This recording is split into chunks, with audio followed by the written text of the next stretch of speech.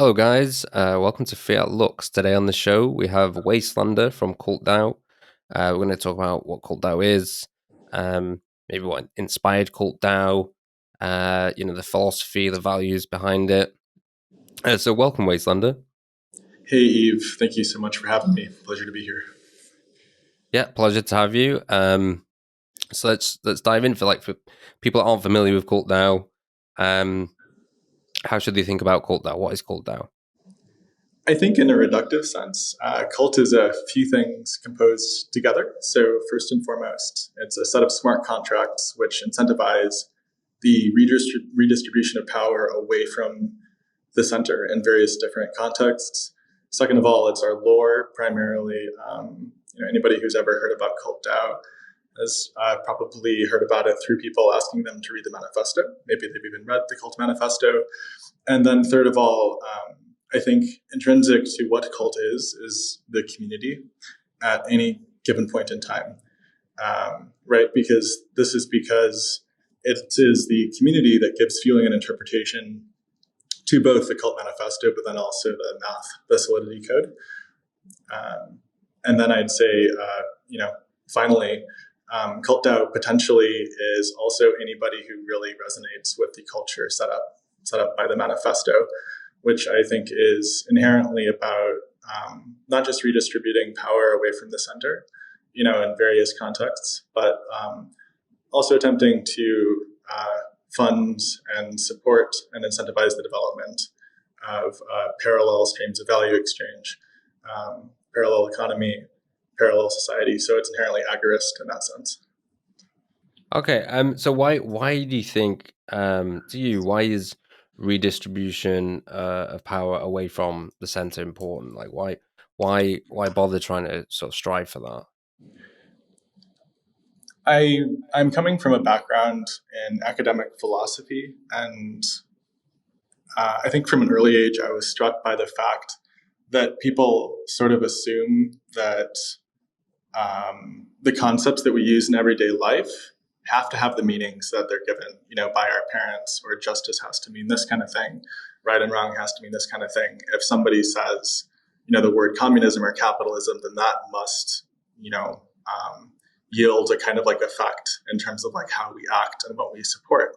And so, to me, to give the example of taking power away from these central concepts means being able to step back and actually choose what we want to believe in. So being able to select for our own values.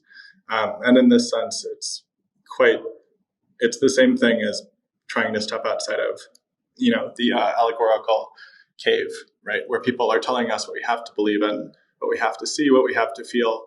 But in reality, that's like some infinitely small subset of the sorts of things that we can care about, and the sorts of ways that we can, care for each other.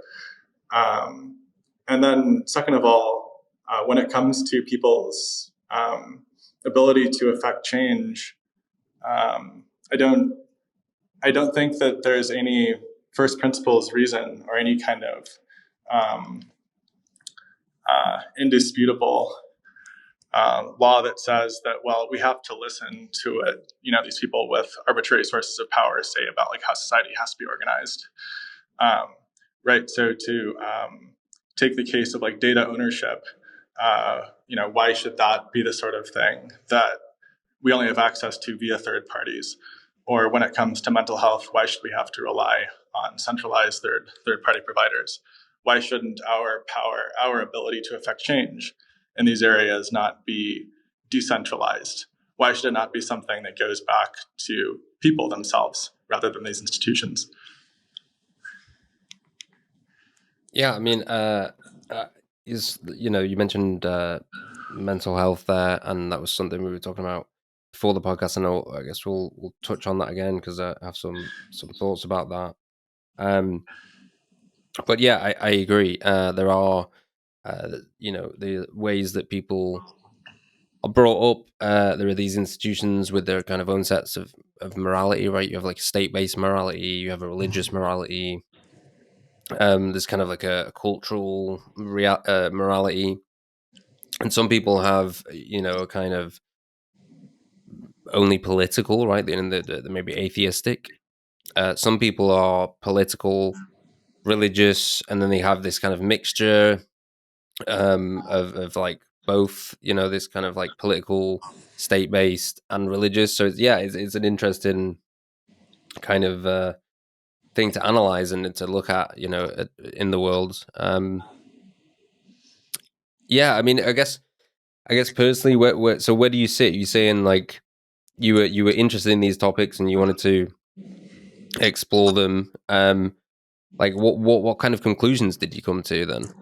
Like what did you conclude from kind of like looking at these topics? I think, um, given both my background and like the experiences, the struggles that I've had, but then also what I see in the world, it's that people don't always know that they can have a share in in their lives that they're not taught that they can have. Right. So like let's say like we presuppose that everything is public, like our data is public, or that like the government has access to like what we do. That's a presupposition that doesn't have to be there. So it's kind of like when we step back into the latent space behind those assumptions, we actually have more of a view of our say in the lives that we co-create.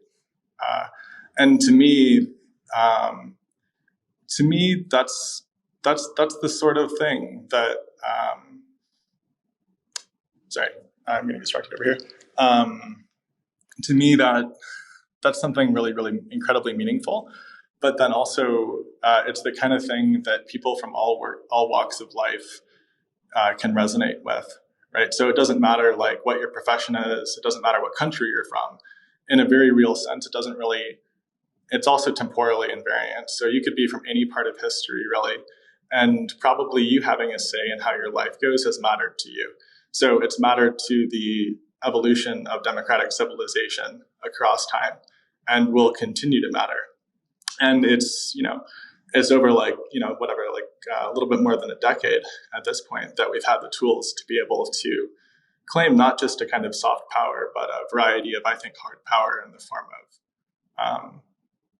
of taking away the investment in people's lives, the grip on people's lives that central banks all over the world have, or that fiat currency has. Um, and that can't be overstated. Yeah, I agree, and I think sort of I want to read a quote, and I can't remember who the guy was. I think it was it Brian Brooks. I think his name is. He did something at Coinbase, and he was some kind of like banker kind of guy in America, but or Coinbase, was it Binance or something? He went to it. Anyway, he said sometimes the sometimes the technology comes along and supplants the assumptions institutions were based on.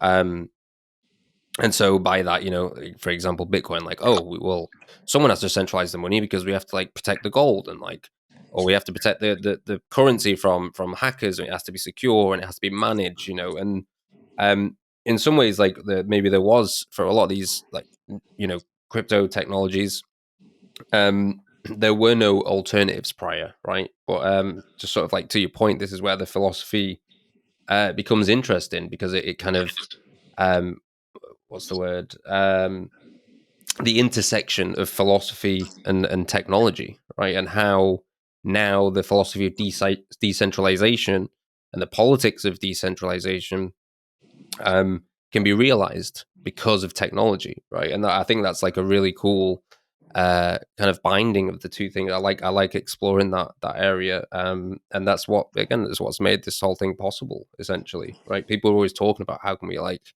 have these like decentralized communities and how can we manage our thing.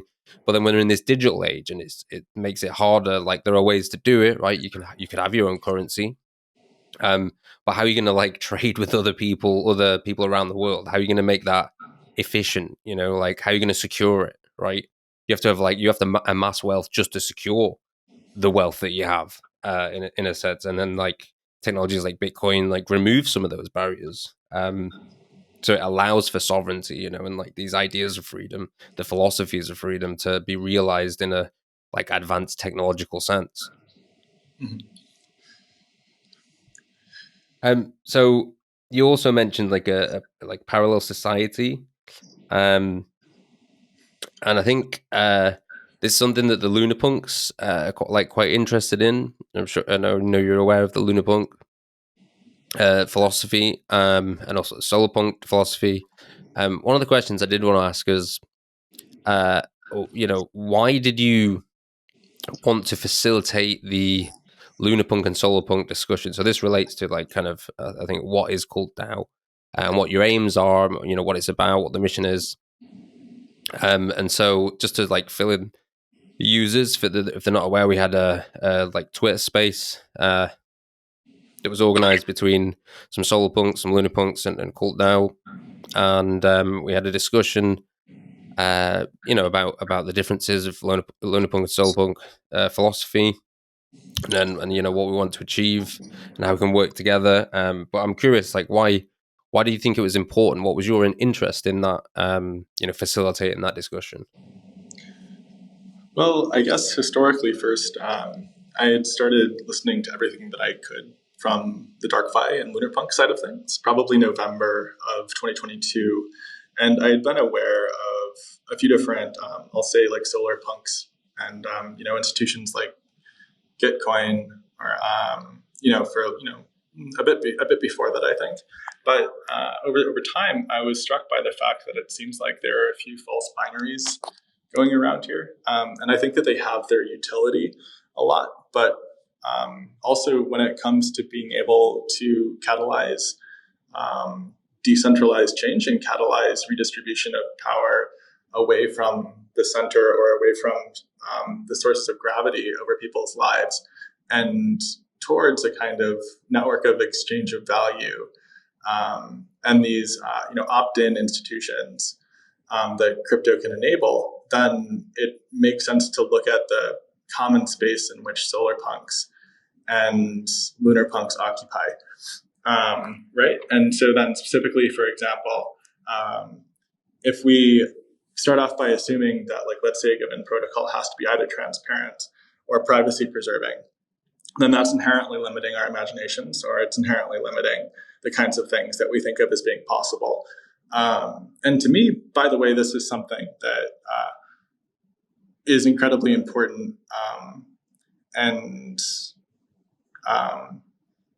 probably would resonate with, and it's incredibly important from the perspective that when we don't have the mental room to be able to imagine other possibilities, then how can we be sure that what we're opting into in life is actually us, right? Or are we just kind of replicating the conditioning that we were born into, right? So then what privacy does is it allows us to actually engage with people as ourselves rather than implicitly being constrained by, whatever else is going on in that space. One doesn't even have to be living in a quote unquote authoritarian society, like an overtly authoritarian regime. I think it's enough that one have the implicit awareness that what you say can be monitored and will be tracked, or is, potentially, available to any government, even if you're using a VPN, right? This kind of thing. And so I was really curious about, well, what would it look like if the advantages of LunarPunk protocols meshed with those of SolarPunk protocols and interests, right? Because there's got to be a way that these can come together and actually, to use the phrase positive sum, create win-win or positive sum value for both kinds of ecosystems, for both kinds of players. And so in a way, I was interested in the metagame behind both these kinds of punks. And to bring in CultDAO a bit, there's a phrase I like to use. Let's say you just substitute X for whatever, the word prior to punk is. So then you have X punk, right? What this does, in a way, is it allows us to ask what assumptions we're building into whatever that first word is. And to me, the nature of cult is in a way so abstract.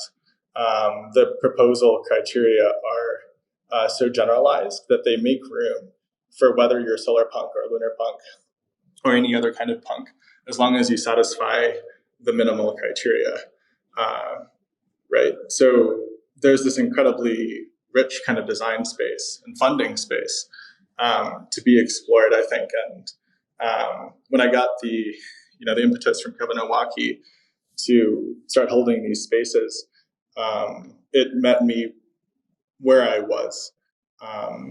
And from a conceptual point of view, I didn't see why it couldn't be the case that a protocol like Gitcoin, or another quadratic funding organization like ClearFund or others wouldn't be able to fund LunarPunk projects, right? Maybe with an intermediary, right? But nonetheless be able to scale up the kinds of anonymous or privacy preserving technology that is actually there for people to be able to choose the values that they want to live by, rather than what they've just arbitrarily inherited. Yeah, I mean that's really cool, and I think this leads me on to the next question, which is kind of what have you learned from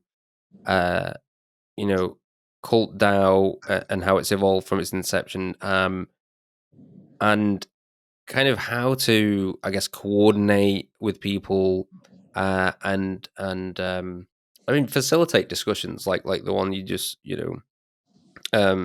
outlined.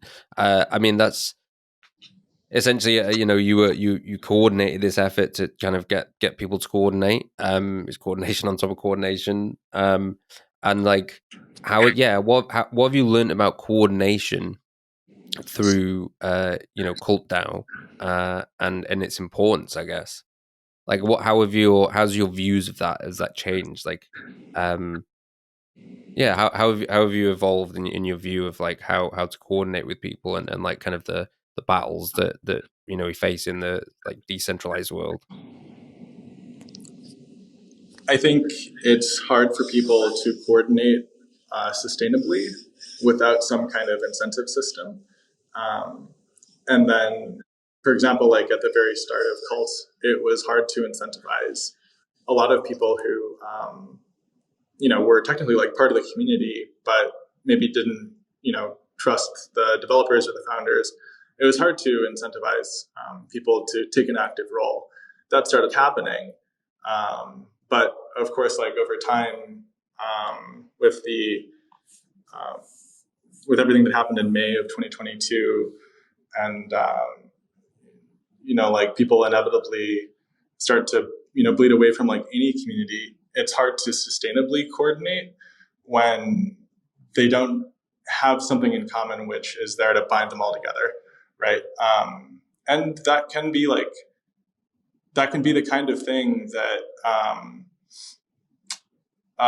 is there intrinsically, like a care for philosophy or like a care for like the kinds of things that are said in the manifesto, right? Maybe you love the environment and you hate the fact that people around the world just don't seem to care, or there's this concept, the meta crisis, which is just how difficult it is to coordinate people and enact change without creating second order effects, which actually set back everything that you're trying to do. I would say that at the beginning of a decentralized community like the DAO, or like a lot of other communities out there, it's probably pretty important to initially take on responsibility and start learning things, because then you can bridge to other people outside of whatever that space is that you began in, right? So then you can start to speak their language, and you're not automatically isolated from like the other communities or like the DAOs that came before, like Metacartel DAO, Moloch DAO, Gitcoin DAO, right? Because at that point, then you can bridge the kind of epistemic gaps. You can bridge the worldviews that people who maybe have had more time in crypto with where you're coming from. Like a lot of people who who are in cults, like these days, like a lot of folks have never seen a bull run, right? And they're in it because, in some ways, like cult was their first initiation into maybe what crypto can mean, right? So like it's this radical thing. A lot of people, saw the initial mega pump Um, but it's really hard when you have people speaking what can sound like very different languages, on maybe like the SolarPunk side, or, when it comes to like the really incredibly rich weaving of philosophy, history, economics, tech, and math, for, a protocol like DarkFi. Right. So how do you even connect with that? And so like over time, it's always worth it to be able to bridge those gaps. But there's also like no time scale to that. Like there aren't deadlines. I'm sure as you've experienced yourself, Eve, it's really, really hard to coordinate anonymously with people when you're not in like an inherited kind of like structure that automatically says like, oh, this is what you have to do now, or all these things. Right. And in a way that's really good, because then people can do what they want because they actually want to do that, not because, the possibility of like losing a paying job is like held to their head. But also it means that like, the incentives have to come from somewhere else. Yeah. I mean, I guess just to take the conversation back a bit, and maybe you said incentives there. Maybe we talk about like CultDAO and what about the sort of funding side of CultDAO, and yeah, maybe how you incentivize CultDAO. That's might be important for people to understand, kind of maybe the mechanics of what you're doing there. So the tokenomics are really interesting on a few different levels. The first one, I think, and the most obvious one, is that it's only everybody outside of the top 50 stakers of cult, aka the top 50 decult holders or guardians, as they're known. It's only folks outside of that, of the guardianship, that can actually vote on proposals, right? So this was a mechanism to decentralize voting power or power within the DAO away from the top token holders. It doesn't completely remove that, right? For the reason that, and I, of course, like I don't know the inside of the team's head that developed tokenomics, but of course we want to be able to incentivize people to hold as much as they would like. And then the other reason, or the other facet of the tokenomics, is that it's just a continuous feedback loop. So the more proposals are passed, the more cult over time is burnt, the more the value of the asset appreciates. And then that ends up looking like an exponential curve up and to the right in terms of the value, and then also the ability of the DAO to actually invest in protocols. I would say that maybe like to de-emphasized really interesting aspect of the tokenomics is that the third criteria for proposals is that potential investees can propose a noble cause. So if you want to support a noble cause, what does that mean? Well, in relationship to either attacking centralization or supporting decentralization, it means think of a noble cause or a public good in your life, and then ask what would redistributing power away from the center look like with respect to that noble cause, right? So maybe the noble cause is cancer research. Maybe it's data ownership or mental health care. It could be stewardship of like the local environment. But in this way, this is my favorite part of the tokenomics and the manifesto, it tries to meet people wherever they are. So it doesn't, preordain that you have to be from like a Western society or be interested in these kinds of things. What it does is it asks, what do you really care about? And if you care about putting power back in the hands of multiple people rather than centralized stakeholders or decision makers, then the tokenomics are designed to be able to fund what you care about there. Yeah, that's really cool, and I would ask if people are interested in sort of exploring this further. Obviously, go to the website. I was looking at that a little earlier, and there's like a really cool animation of the tokenomics and kind of the structure. So yeah, I would definitely say, guys, if you're interested, go check that out just for a visual representation, because sometimes it helps people understand. Um, so I mean, while we're on tokenomics, I guess I have a listener question here. Um, and you mentioned just before, like, that CultDAO was born in a bear market. Um, and the question is, how is CultDAO able to sustain itself during a bear market? Maybe that would be an interesting topic. Yeah, that's a fantastic topic. So this comes to intrinsic or relatively more intrinsic motivation and the care that community members had for each other, right? So a lot of the time, coordination over time is premised on people actually talking to each other, on social bonds being formed, right? Rather than seeing coordination in the social layer of crypto being all zero sum. It's about actually connecting on things that we share in common, right? So if you take the phrase "if you see as I see, if you feel as I feel," what this really asks is, do you identify as I identify? Do you value the kinds of things that I do? And then let's coordinate this community. Let's find projects to be able to support. I think it's a bit over like 2 million in USD. And yeah, I hate using that term of reference, but there it is, that we've sent to to projects and communities and protocols. And the majority of that would have been in the summer of 2022, actually. And I think that I think the second thing that I would say is people believe in the power of a decentralized mechanism, right? Because the community is totally decentralized. Like, nobody is taking commands from. There's not a hierarchical structure that dictates who gets to do what, or like who has say in like this particular function. That's really appealing to people because it contrasts so much with everyday life and what we're born into, right? So like there's kind of like this attraction that happens when you are met with such a contrasting kind of like vibe from everyday life. And to me, in a way, like that's like part and parcel to what decentralization in a political or philosophical sense is. It's like, how do you know what you care about if you don't have contrasts in front of you? Otherwise, it's kind of, you're just looking in a straight line, right? Like that's like a completely flat topology. But maybe it's not flatland. Maybe there are all these other dimensions to what your life can be, or what like what you were saying, I think, before we started, like what crypto can be. Like for a while, the Bitcoin ethos, right, was co-opted. Like people wanted to work with the banks. Of course, everybody's really into the ETF, this kind of thing.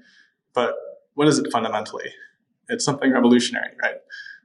It's not about trying to shake hands with central banks and like the CEOs from traditional finance.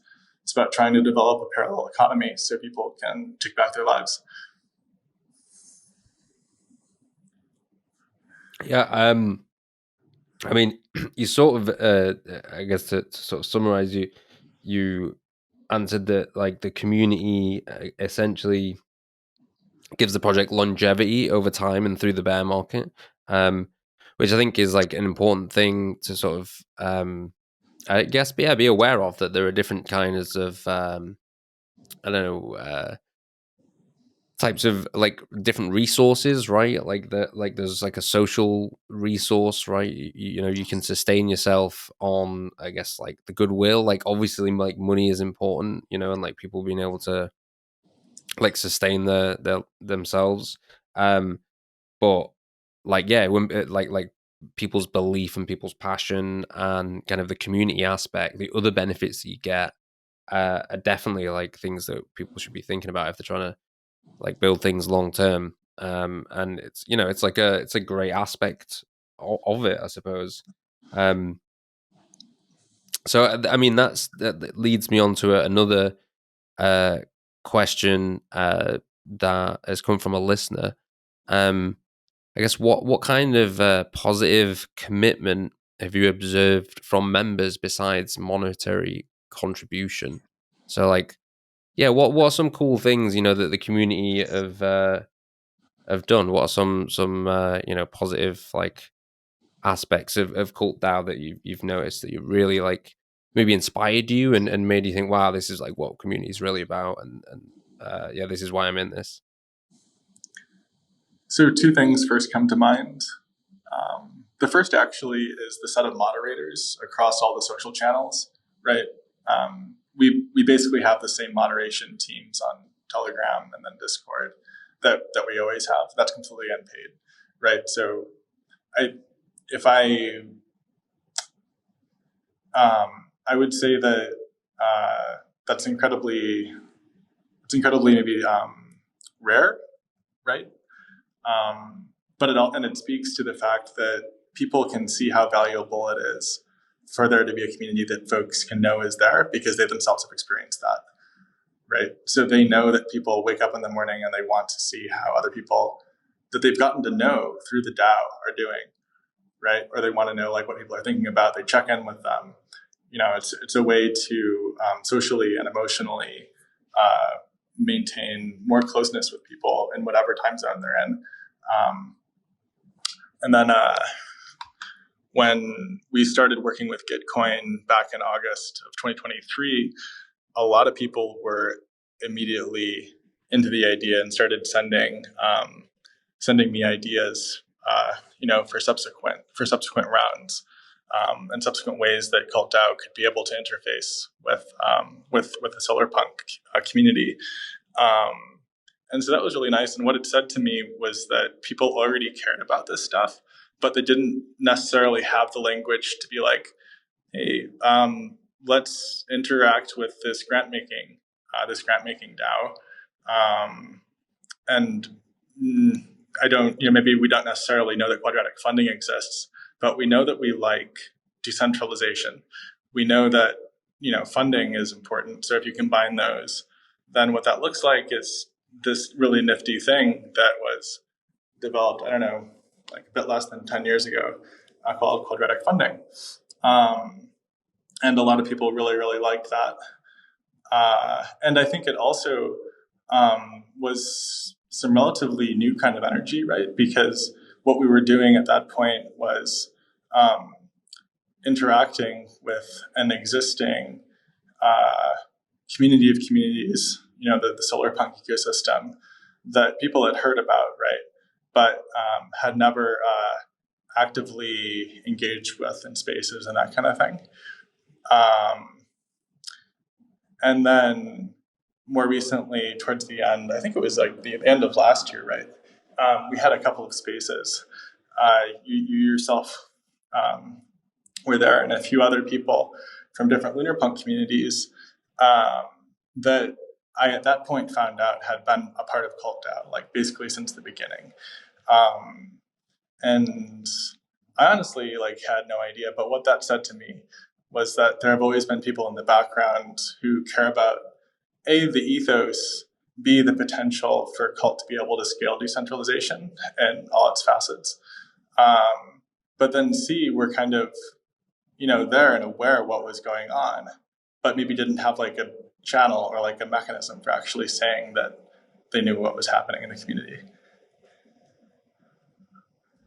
So this gives me another opportunity to sort of, I guess, link this to another question from a listener. I think this would be the final question.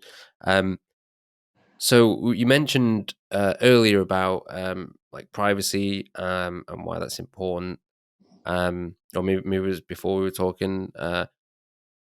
How do you think, or do you think about anonymous DAOs and their implications on that kind of this social layer that we've been talking about, this community layer?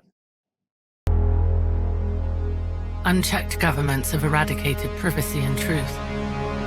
Those who resist are brought down swiftly, but we refuse to submit. LunarPunks are freedom fighters, protected by encrypted shadows. The future we're building is sovereign and uncensorable. The moonlit night is coming.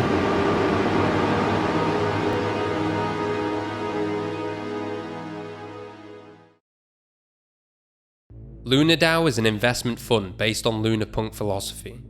Sovereign individuals assemble squad wealth to leverage collective strength, become investors, and allocate funds into privacy projects and anonymity tooling, building a portfolio of supported privacy assets. By this, LunarDAO supports the developing teams, expands freedom and crypto sovereignty, and captures value in the upcoming privacy cycle. Any member can exit the squad at any time. Members are anonymous, hence can build LunarPunk vision without fear of frozen funds, legal implications, or any kind of repression. LunarDAO aims to move to a full Anon setup and expand the LunarPunk forest of encryption, a sanctuary where society can redefine itself, self-administrate and regain its economic, political, and moral agency.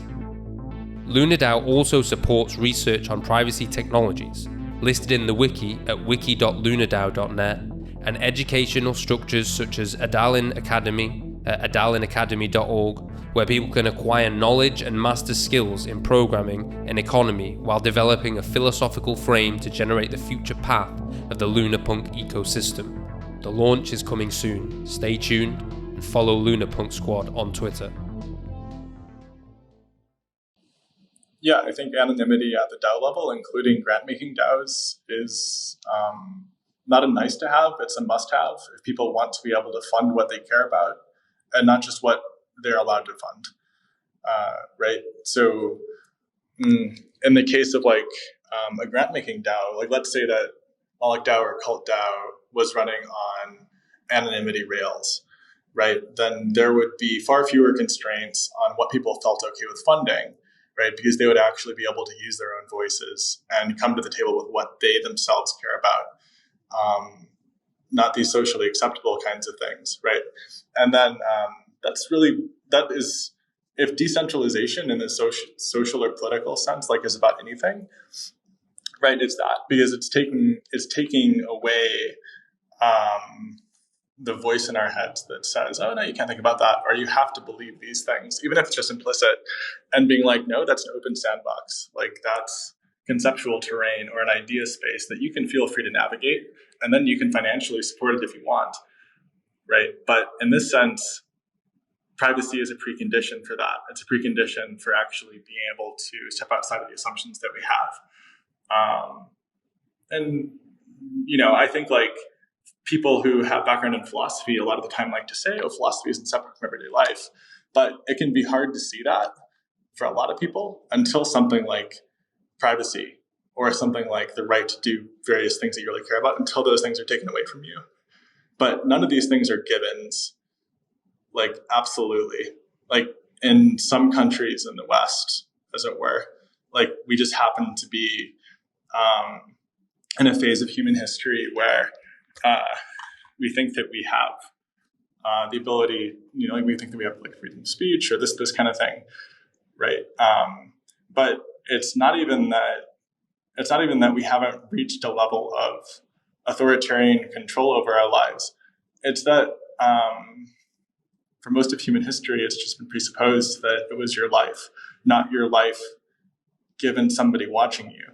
It's like these are things that like you can think about, you can care about, and then to be able to coordinate on, on blockchain rails just supercharges that, because then you can step around, you can operate in a parallel network with folks maybe who don't have access to the financial means to support their families in other countries that are, that are cut off by sanctions, or that don't have the infrastructure to actually give them what they need, this kind of thing. Yeah, I agree, and I think one of the interesting things about privacy and anonymity is, and it sort of talks about this in the Crypto Anarchist Manifesto, the kind of change in the nature of the relationships that you have with people, and this I think runs parallel with the kind of thing you were just saying. Allows you to be freer in some sense, allows you to vote in DAO decisions in a way that's more authentic, sort of because you're not like bound by this kind of intangible but real kind of social layer, social pressure. Um, there's like things in your culture, societal norms, and then there's like obviously like actual sort of the state, coming after you for your ideas and what you believe in, and that's like even more tangible because that's just like straight up, straight up force. But then there are, there's like self censorship. There's different degrees, um, and privacy and anonymity kind of strips that back. But it's also, if you're working on something with someone, say IRL or even online, typically, let's say if they're not anon, you kind of like build this identity structure, right? You build this model. But if that's shifting, right, how does that change how you coordinate? How does that change how you relate to the people that you're working with? I kind of think that's quite like an interesting topic to explore. And I think, one of the things that I've noticed is, it's I guess about actions, right? Like, um, you can see people's work and you kind of trust them based on that, and you bond, I guess, sometimes on more on the work than on like individual politics or things like that. I don't know. There's a lot I've noticed like there are a lot of interesting kind of social implications for like being anonymous and how the relationships between people are changed. It's I mean, yeah. Have you thought much about that? Like the way in which like how can you, in some sense, the trust model, right? Like how you trust someone, in some sense, like tied to who you think they are, right, and what you think you know about them. Yeah, definitely. And action over time does say, I think, more important things about who somebody is rather than what they say about who they are, right? Because ultimately, like the metric there is, are they doing the kinds of things that you identify with? And therefore, it doesn't matter what religion they are. It doesn't matter what creed they are, color, skin. Are they in a country that's sanctioned? That doesn't matter because you resonate with them on a far deeper level that, to me, puts you both in a place in history which is a singular kind of like identity over time, right? So when you can identify with people like hundreds of years ago, that's more powerful than what your surname is, or that's more powerful than what your social security number is. Like these other things are meaningless, essentially, right? And then I think like there's sort of like this myth that if you're in an anonymous DAO, that you don't actually know who you're interacting with, but you can have social closeness and close ties, right? You can know absolutely who these people are, but there's anonymity with respect to what's publicly visible. So I mean, you get the best of both worlds, I think. Plus, plus far plus far more than that, because we haven't explored the manifestations of being able to put action over like like the media driven like let's just like look really good but actually not do what we're going to say, or like what politicians tend to do, and then like they actually don't represent what their constituents want them to do, right? So their actions never are a function of constituent votes. It's a function of what people who funded them want them to do. But like if that was, but like so you take away the charade, and then what you're left with, well, if you're like in an anonymity preserving DAO, like a funding DAO, or maybe it's something else, right? Then your identity goes far beyond goes far beyond that, and it's at a deeper level that does speak to a lot of people, right? Because like a lot of people, it doesn't matter like if they're in crypto or not, like they feel like there's more to life than like surfing Instagram or doom scrolling or like all these other things, right? Or like small talk at like parties. Maybe there are other things to care about. Like maybe you could empathize with people in other countries rather than being nationalist, right? This sort of contrast, it opens up that contrasting space. Yeah, I agree. I mean, I have a sort of like, sure, as many do, personal journey through that kind of stuff. When you start questioning the assumptions of, things like your country nationalism, like, oh yeah, like why should I care about these people more than those people? Does that really make sense? Yeah, does it What really is? speak to me? Does it reflect who I am rather than just what I was born into? I didn't choose to be born into that, so why should I value it? Maybe I could, but do I really have to? Yeah. So I mean, you said you used the phrase "more to life," and so that I wanted to like pivot a bit and touch on topic of mental health because before we started the podcast we were talking a little bit about mental health and you've brought that up uh, already in the conversation. And yeah, I wanted to kind of elaborate on that. I guess what is it about? I know what. Why do you find sort of mental health as a topic important? And I guess how does that relate to CultDAO and community, and how does that influence the culture at CultDAO? The issue of mental health, or does it? So mental health is touched on in the manifesto, and to me, I mean, it's brought up for like a lot of reasons there, but also because of the fact that folks who care a lot oftentimes aren't um, validated in terms of that care, right? So people are seen as being weird, like if they care too much about the environment or if they want to be radical, they want to be anarchist, like they can be shunned by like, their friends or their family, right? So then that's very much mental health, right? Maybe it happens to fall within like this part of the mental health, like, the diagnostic taxonomy, like the DSM or the International Standard, classification of disease, whatever it is, right? But the taxonomy is not mental health. Mental health can be like how you're doing on a given day, like in your own language, right? It doesn't have to be something that other people have said. And so, like if you combine the idea of decentralization, right, which is what the manifesto is all about, and then mental health, a couple of things have always been important to me, and it's one of the reasons why I became involved in the community in the first place. The first one is that access to mental health care is very, very much centralized, right? So it presupposes a dependency on, in the States at least, insurance, reliance on therapists actually being able to meet you where you are rather than go deeply enough. And then also, like, did you happen to be lucky enough?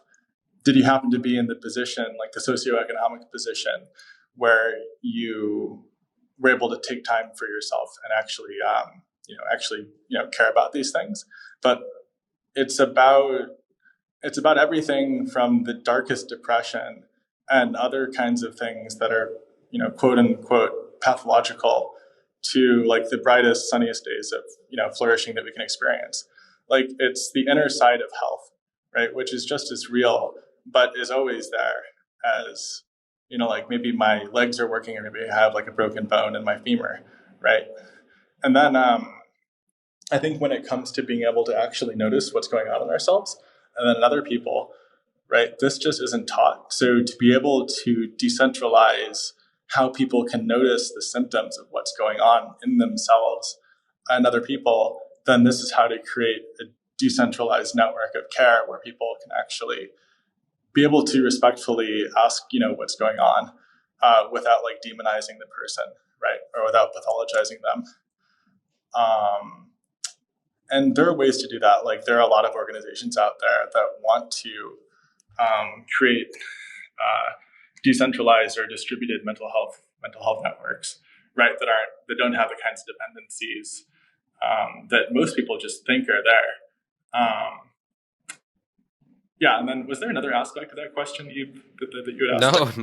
no. I mean, that was great. I know. I wholeheartedly agree. I've long been a like proponent of like more of an emphasis on I don't know, the kind of power, so to speak, of like inner work, or like how you can, as you put it, I guess, decentralize the sort of like therapeutic process.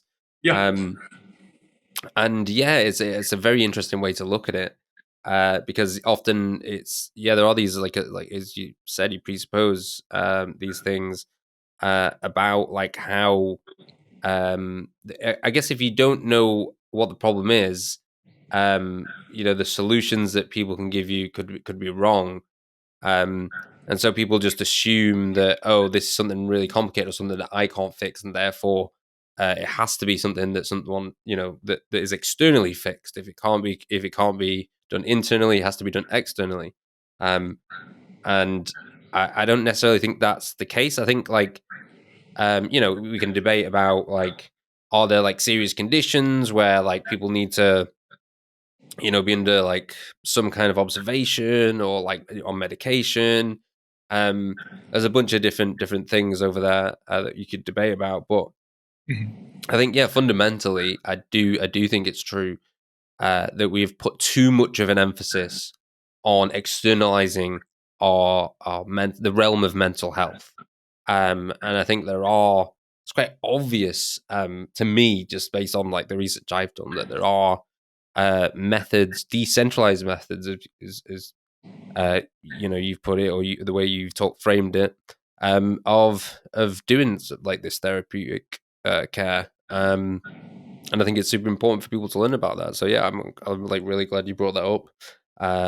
I'm also kind of a believer there. And it's crazy to me that more people aren't aware that there are a lot of things that you can do yourself.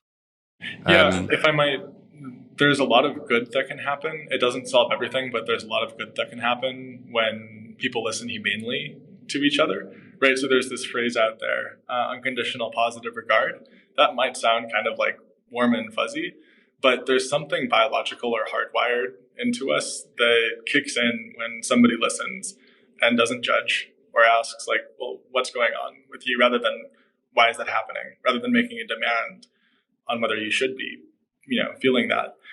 And then the second thing I'd say is that a lot of the time, what we go through is a valid response to the shit storm that is out there. Right. But then we're taught to push that inside. So this happened to, this has happened. A lot of people have experienced this. It's kind of like if you're in a wartime area and you don't experience post-traumatic stress disorder, then that says that something is wrong with you, rather than if you have PTSD. So maybe then there are very non-pathological reasons for feeling extreme rage or feeling depression or having anxiety in a world where, you empathize with people, or you see that there's a stark contrast between where the world could be and the fact that our lives are not designed to be able to let us live our own lives. We have these rails that we have to move along in life, right? So I guess my next question would be, and this is just because I'm sort of interested in this. Do you have an interest in things like mindfulness? Are you aware of that kind of side of things? Do you follow any I don't know? Do you follow any kind of Hindu stuff, or any any of the Eastern philosophy? How does that tie into this, if at all?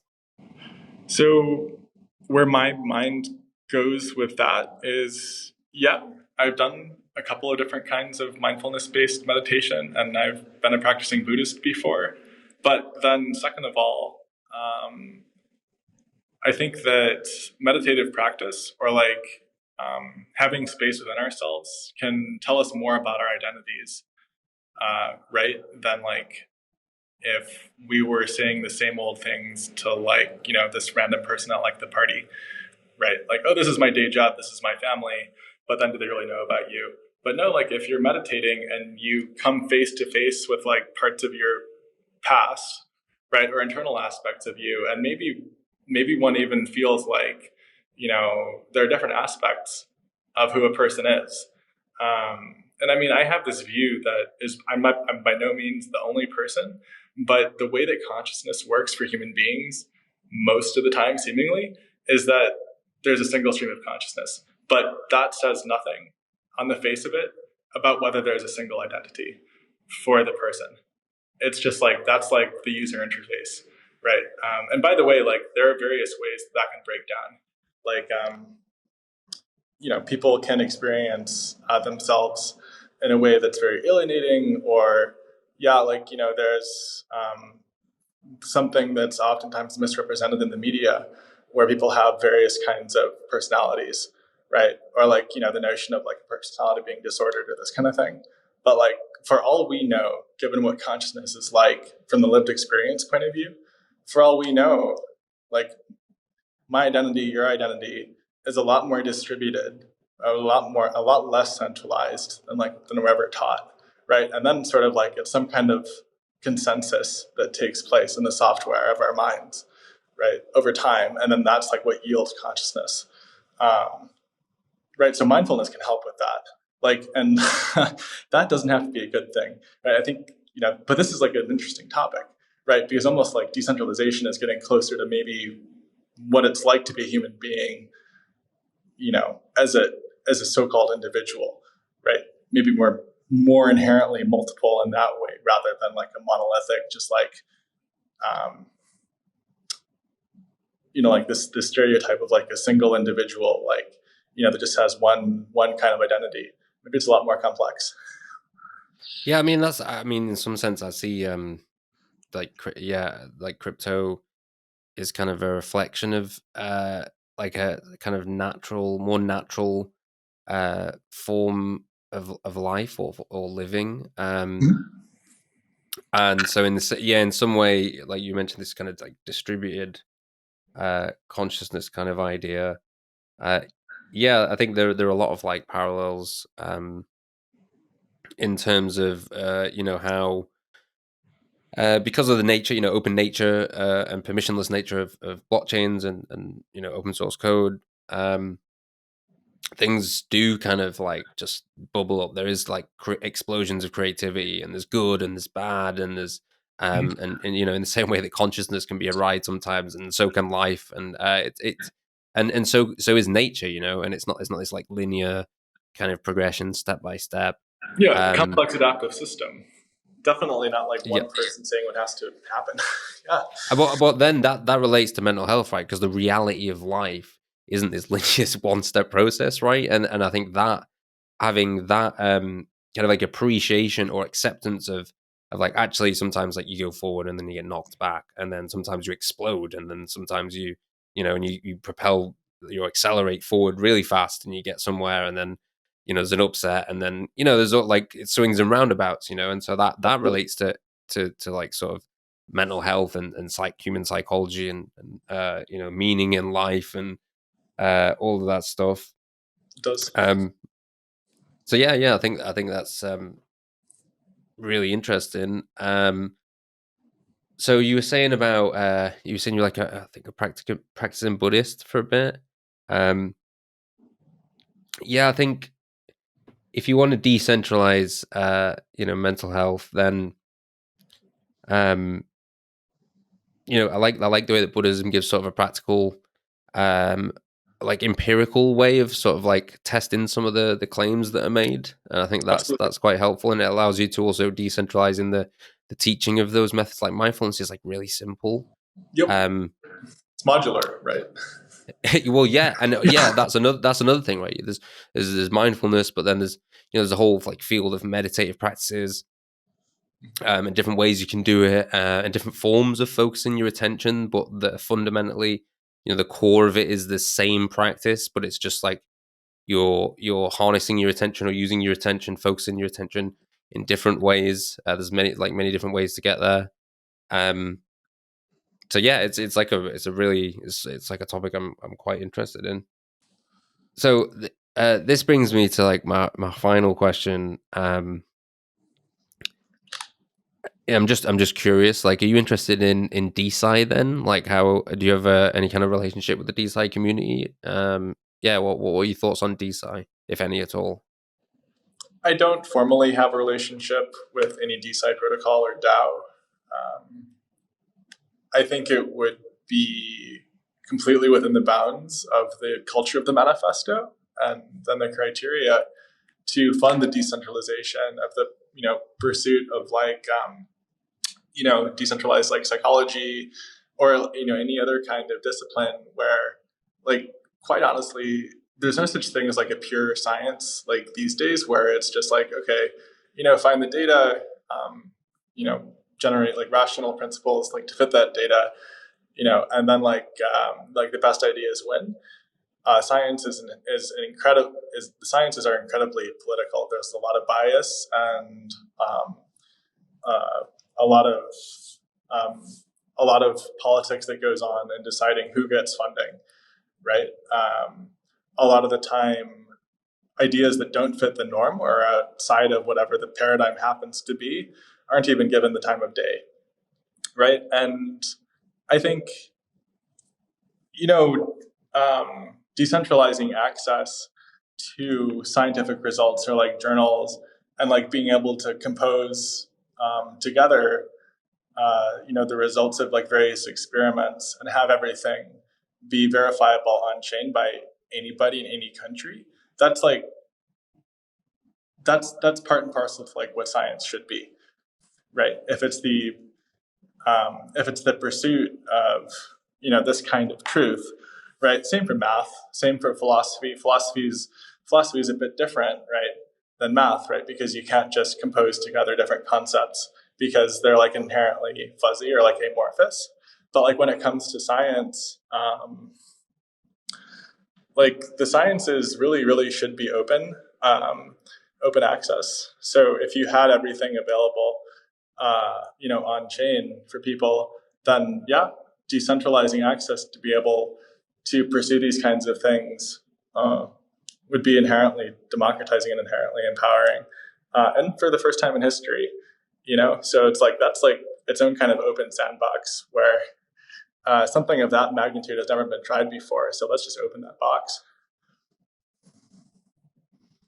I agree. And I just wanted to ask. I just thought of something that I was like looking at the other day, and maybe this will interest you, because it relates to what you were saying about like distributed consciousness.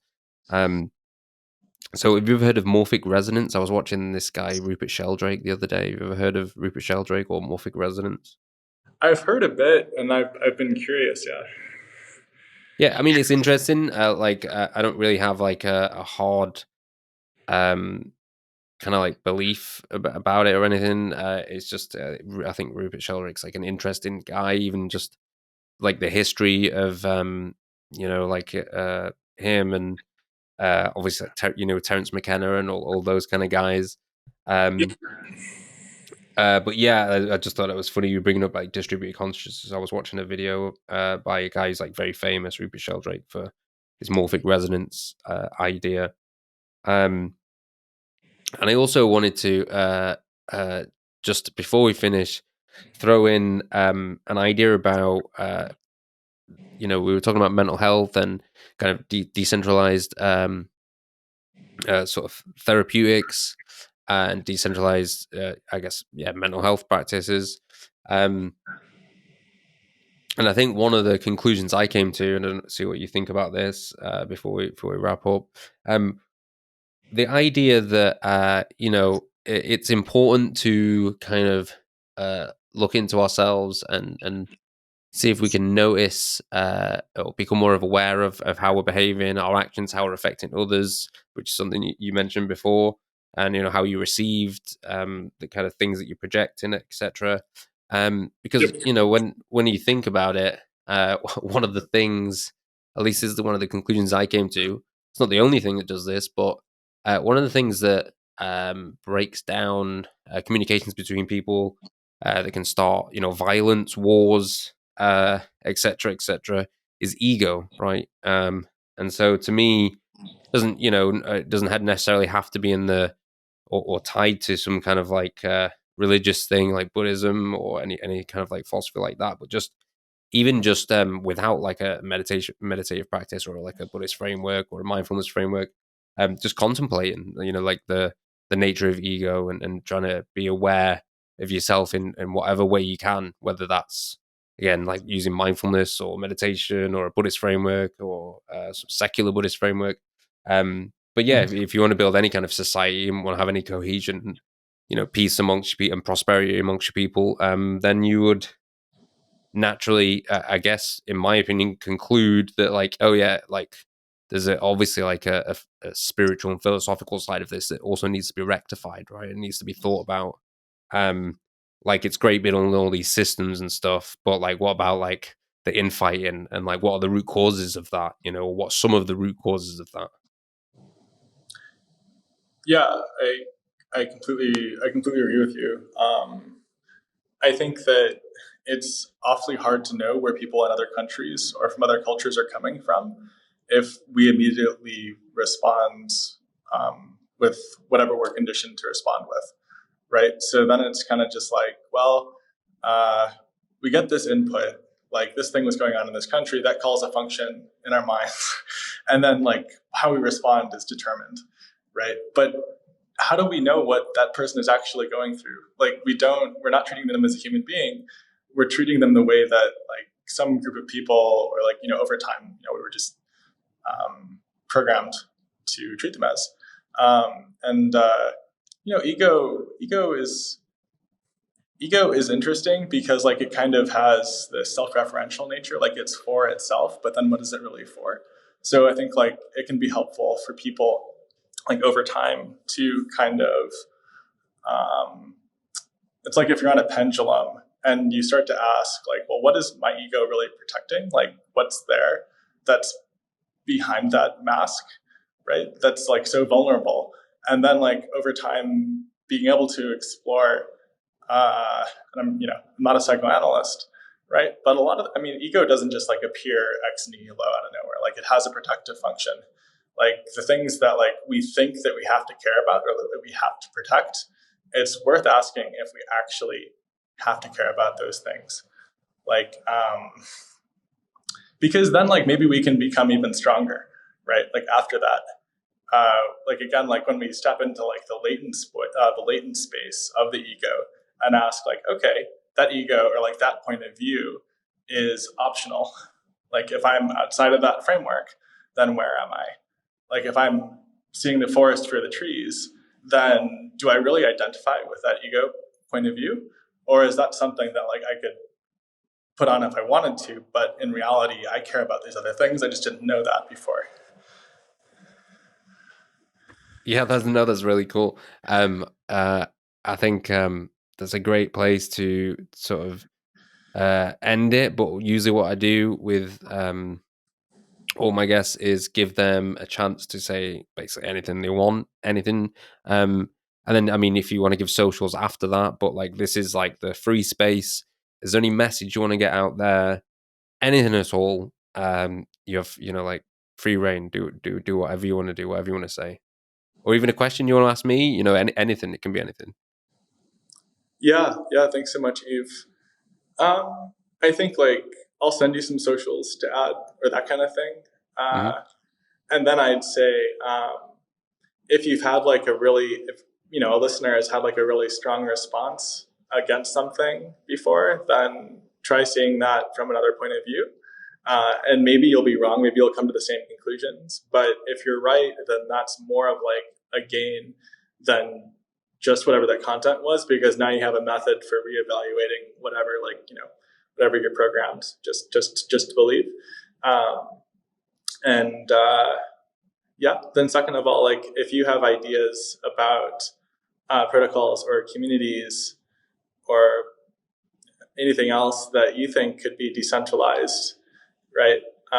Then feel free to contact me or some other folks, and I'll give Eve their contact info. But then Eve, if you had like one particular part of philosophy that like, you like the most, or like it's been most meaningful to you, what would you say?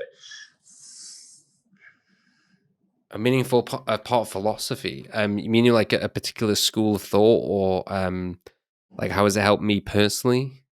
Yeah, that works. That's a good question. I mean, like obviously, like anarchist philosophy has like helped me quite a bit. Spent a fair amount of time in sort of atheist theist debates in my youth, and actually gained quite a lot from those, because those can get quite heated, and there's a lot of like people who are like really invested in like debating those things. but there's a lot of like, it bears a lot of like interesting fruit. And yeah, so that was really beneficial to me, that the kind of atheist theist debate, just in sort of the sense of like, learning the basics and then learning how to argue, and yeah, just learning essentially like how to like look through different lenses. So yeah, it was kind of like a large part of like my like beginning, my journey in like through philosophy is through the atheist theist debate, which I'm sure you're aware, it's raging on all the time, right? It's just a debate that like goes on forever. It's been going on for like thousands of years. Not necessarily atheist theists, even like it depends when whether we're talking about like when that term came into reality, or got into our like lexicon. But God, no God, or God, your God, my God, right? That's a thing that's been like, that's just a battle, a philosophical battle that's been going on for thousands of years. Like, does God exist? And it's still going on now, and it's just like always hot. And so yeah, that's my answer. I sort of got into, or at least like maybe sharpened my sword, or that kind of thing. Like Yep. I think I was mainly focused on like anarchist philosophy and politics when I was younger, but like I would say, yeah, the atheist theist debate helped me quite a bit. I actually relate quite a bit to that. There's a lot to talk about. Yeah. Oh, so what were you are you kind of interested in that stuff yourself? Yeah, I am. I would say very similar things, actually. And I think it says a lot about like what people care about, and it's always worth wondering what they're actually arguing about. Like, what stake do they have in these things, really? I actually have to run. My library room is up. That's cool. Yeah, well, it's been great.